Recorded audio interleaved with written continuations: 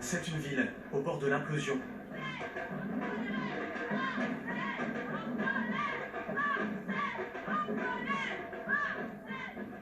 Plus de 5000 Marseillais dans la rue pour crier leur ras-le-bol. Qui c'est aime la misère?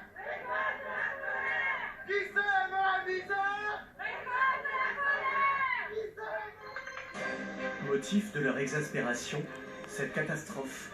En quelques secondes, 2 immeubles réduits en poussière ce matin à Marseille.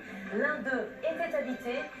Ce 5 novembre, les secours vont retrouver 8 corps dans les décombres des immeubles effondrés. 5 hommes et 3 femmes. Tout un quartier délabré au cœur de la deuxième ville de France. Et dont il ne reste qu'un amas de graves. C'est presque... Dominique fait partie des rescapés du quartier. Bon, moi j'ai vu l'immeuble à côté. Son immeuble vient d'être évacué. Il risquait lui aussi de s'effondrer.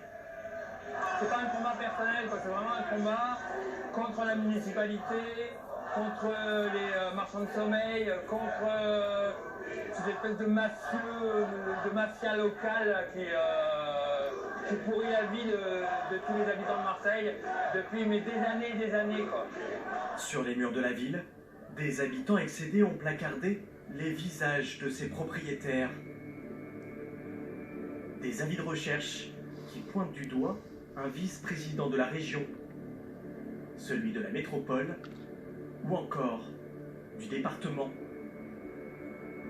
Tous propriétaires de logements indignes.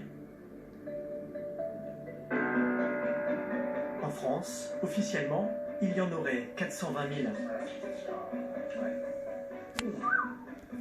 D'accord, là il y a vraiment un risque imminent.